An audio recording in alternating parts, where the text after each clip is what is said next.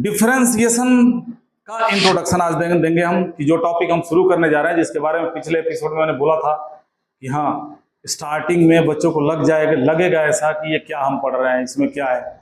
इसका इंट्रोडक्शन कि इसको पढ़ने के बाद डेली लाइफ में क्या क्या फायदे हो सकते हैं, मैं कुछ फायदे पहले गिनवा देता हूँ बच्चों। जहां पे तुम्हें लगेगा कि मैथमेटिक्स के अदर ब्रांचेस, मैथमेटिक्स के बहुत सारे ब्रांचेज हैं, कैलकुलस एक उनमें से ब्रांच है जिनके अंदर ये डिफरेंशिएशन आता है। इनके अलावा मैथमेटिक्स का ब्रांच कौन कौन सा है? एलजेब्रा है, ट्रिग्नोमेट्री है, कोऑर्डिनेट ज्योमेट्री है, सेट थ्योरी है, प्रोबेबिलिटी है, वेक्टर है, 3D है। ये मैथ्स के अलग अलग ब्रांचेज हैं। तो जिन क्वेश्चंस को सॉल्व करने में मैथमेटिक्स के अदर ब्रांचेस फेल हो जाते हैं, जिन क्वेश्चंस को सॉल्व करने में मैथमेटिक्स के अदर ब्रांचेस फेल हो जाते हैं, वहां पे डिफरेंशिएशन आपकी मदद करता है। मैं कुछ एग्जांपल के थ्रू बता रहा हूं। सपोज करो कि आपको साइन 44 डिग्री का वैल्यू निकालना है। ट्रिग्नोमेट्री का जिसके पास परफेक्ट नॉलेज है, बढ़िया नॉलेज है, उसको पता है कि 15 और 18 के टेबल में, 15 और 18 के टेबल में जो भी एंगल आता है, 15 से कटने वाली जो संख्याएं हैं, 18 से कटने वाली जो संख्याएं हैं, उनका वैल्यू आप आराम से निकाल सकते हो। साइन 18, साइन 36, साइन 54, साइन 72, 15, 30, 45, 60, 75, 15 से कटने वाले जो एंगल्स हैं, उनका वैल्यू आप आराम से निकाल सकते हो। लेकिन जो एंगल 15 और 18 के टेबल में नहीं आता है, उनमें से कुछ एक का वैल्यू तुक्के से आइडेंटिटी के थ्रू निकल जाता है, मगर वैसे नहीं निकल पाता।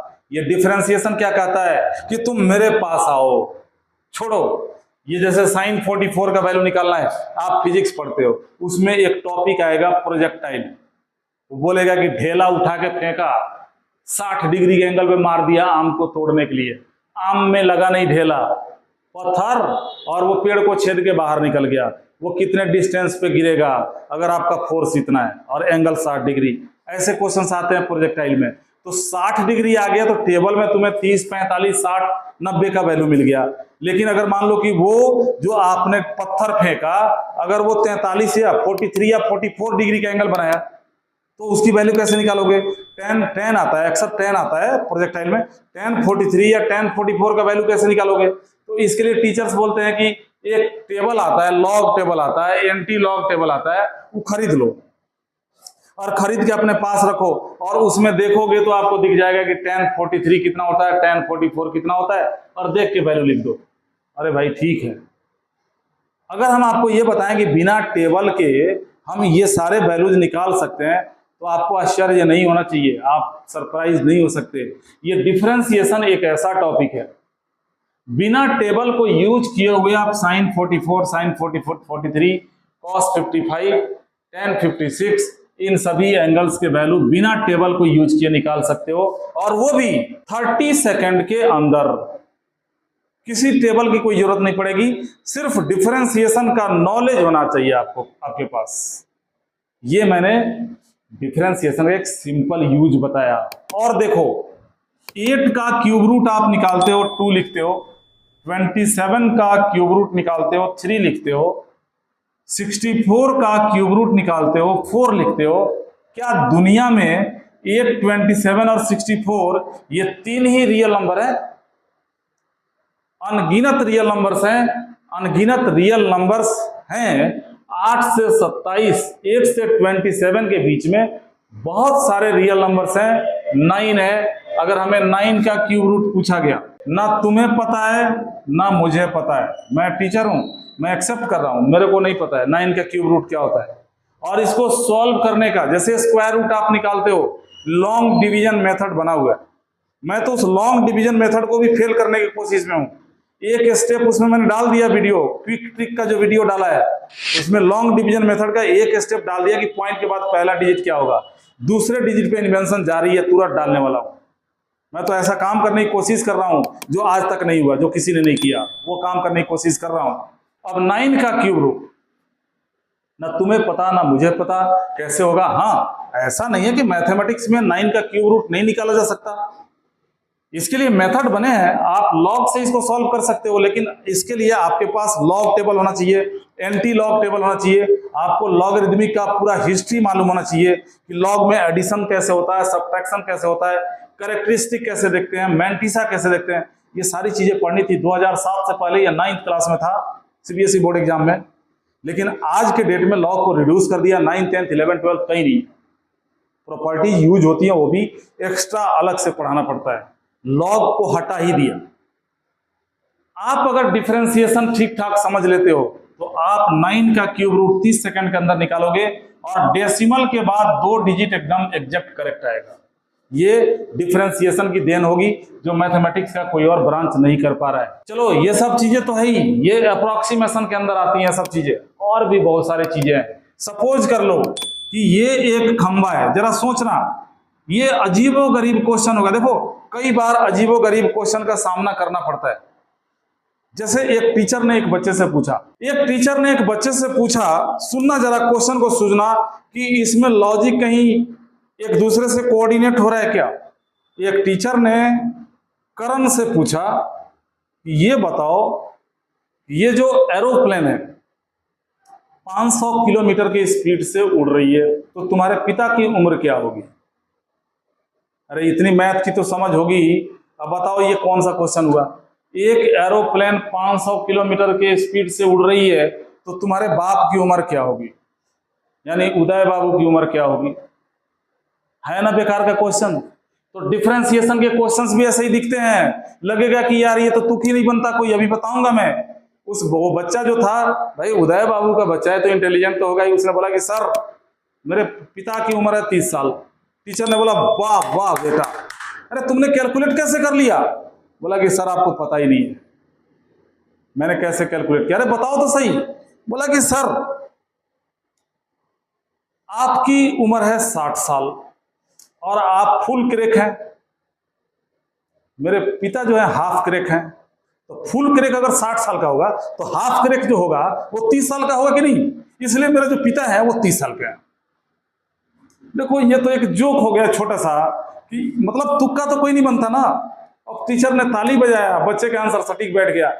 आपको डिफरेंशिएशन के क्वेश्चंस भी ऐसे ही लगेगा कि यार पानी में मछली तैर रहा है तो जहाज की स्पीड क्या होगी, बागा बुर्बक कहाँ के, ये कौन सा क्वेश्चन हुआ, ऐसा ही दिखेगा।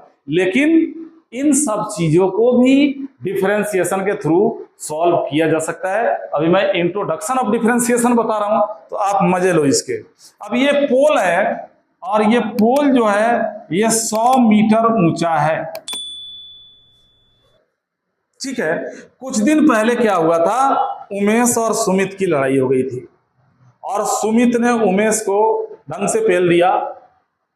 हट्टा कट्टा है भाई सुमित, उमेश थोड़ा लगा दिया ढंग से, है जा बेटा हो गया तुम्हारा काम कर दिया मैंने। एक दिन क्या हुआ, 100 मीटर पोल के पास उमेश खड़ा है और इसके हाथ में एक यंत्र है। उस यंत्र को देखो कौन सा यंत्र है, अगर तुम्हें पहचान में आ जाए तो यंत्र को पहचानो।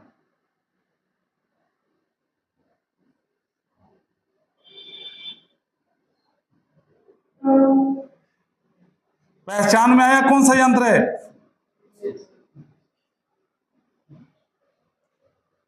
आया कि नहीं पहचान में कौन सा यंत्र है। तुम्हारा दोस्त है, कुन्नू का दोस्त है ये। तो उमेश के पास ये यंत्र है। अचानक पोल से 20 मीटर की दूरी पे सुमित दिख गया। भाई सुमित ने उमेश की बजाई थी और आज उमेश को मौका मिल गया और ये पोसा हुआ है, ये पाला हुआ है, सिखाया हुआ है। उमेश ने बोला कि अगर तेरे को मैंने 6 महीने से खिलाया है ना, साल भर से, तो मेरा एक काम कर दे, पकड़ ले ससुर के और मांस निकाल ले पीछे से, है। अब ये कुत्ता जो है भागा यहां से 10 किलोमीटर के स्पीड में। सुमित की नजर पड़ गई, अगर 20 मीटर के गैप है भाई, है, अगर सुमित को बचना है तो सुमित को भी 10 किलोमीटर के स्पीड से भागना पड़ेगा, है कि नहीं। अब सुमित भी यहां से 10 किलोमीटर की स्पीड से भागना शुरू करता है। और कुत्ता भी 10 किलोमीटर के स्पीड से पीछे भागना शुरू करता है। अब देखो वही बात हो गई, हवाई जहाज 500 किलोमीटर के स्पीड से उड़ रही है, तो कर्ण के बाप की उम्र क्या है? तो टीचर फुल क्रैक तो 60 साल, और कर्ण का बाप हाफ क्रैक तो 30 साल। सेम वैसे ही दिखेगा। अब तुमसे पूछेगा कि अगर ये 10 किलोमीटर प्रति आवर के स्पीड से भाग रहा है तो इसका जो शैडो बनेगा, ये पोल जो है इस पे यहाँ पे लाइट लगा हुआ है, तो जब पोल पे लाइट लगा है और इंसान यहाँ पे खड़ा है तो शैडो तो पीछे बनेगा। अब जितना नजदीक आओगे शैडो छोटा होता जाएगा, और जितना दूर जाओगे शैडो की लंबाई बढ़ती जाएगी। अब तुमसे यह पूछा जाएगा कि अगर सुमित 10 किलोमीटर पर आवर के स्पीड से भाग रहा है तो इसके शैडो की लंबाई किस रेट से बढ़ेगी, बताओ। अब ये मत सोचना कि कुत्ता भाग रहा है और शैडो, ये हवाई जहाज और उम्र वाली बात नहीं है। इसको तुम डिफरेंशिएशन के थ्रू आराम से सॉल्व कर सकते हो। ये मैं इस टॉपिक की इंपॉर्टेंस बता रहा हूं। एक बार टॉपिक का इंपॉर्टेंस पता चल जाए तो तुम्हें टॉपिक पढ़ने में मजा आएगा। और एग्जांपल देता हूं, देखो एग्जांपल इसलिए दे रहा हूं ताकि आप इसमें इंटरेस्ट लो और ध्यान से रेगुलरली मेरे वीडियोज को देखो।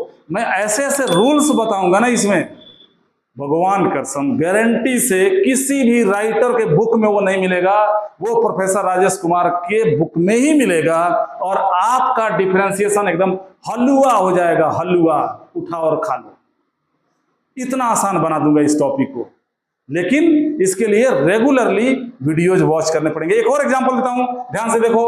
यहां पे इस क्वेश्चन को हम डिफरेंशिएशन के थ्रू सॉल्व कर सकते हैं विद इन 1 मिनट। 1 मिनट के अंदर हम क्वेश्चन को सॉल्व कर सकते हैं, बता सकते हैं कि इसका शैडो किस रेट से बढ़ेगा। आगे देखो और एक एग्जांपल देता हूं, ध्यान से देखते जाओ। सपोज करो,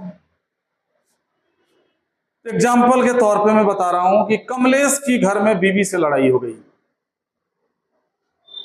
पति पत्नी लड़ गए हैं। कमलेश की बीवी थोड़ी हट्टी कट्टी उठा के पटक दी कमलेश को, भाग यहां से, कमाता हुआ था नहीं है, जा भाग जा। कमलेश भाग के गया, एक तालाब के किनारे बैठ गया। जब कोई भी पर्सन, ये कमलेश है, कोई भी पर्सन, मान लो कमलेश है, लड़की लड़का कुछ भी समझ लो, जब कोई तालाब के किनारे बैठता है तो देखो ये ह्यूमन नेचर होता है, तुम भी देखना जो बात मैं अभी बताऊंगा। तो वो कंकड़ उठा के तालाब में फेंकेगा, ऐसे फेंकेगा, सोचता रहेगा, तालाब में कंकड़ फेंकता रहेगा। मैथमेटिकली सोचो ना कि इस एक्सपेरिमेंट में कुछ हो रहा है क्या जहां से मैथ का क्वेश्चन निकल जाए। जब तालाब में तुम कंकड़ फेंकोगे, तुमने कंकड़ फेंका तो यहाँ वेव बनेगा, और ये वेव बहुत बुरी तरह से फैलेगा, फिर शांत हो जाएगा, जल शांत हो जाएगा थोड़ी देर में, होता है ना ऐसा। तो इस कहानी से क्वेश्चन निकाल देते हैं कि अगर तुमने कोई कंकड़ फेंका और तुम्हारा जो ये सर्कुलर जो वेव बन रहा है, इस सर्कुलर वेव का जो रेडियस है, इस रेडियस का चेंज होने का रेट है 5 सेंटीमीटर पर सेकंड। 1 सेकंड में ये वेव जो है 5 सेंटीमीटर बढ़ जाता है। तुमसे पूछा जाएगा कि बताओ कि ये जो आउटर बाउंड्री सरकमफेरेंस है ये किस रेट से बढ़ेगा। ये मत सोचना कि हवाई जहाज 500 किलोमीटर तो कर्ण के बाप की उम्र क्या होगी। इसमें है तर्क है इसमें।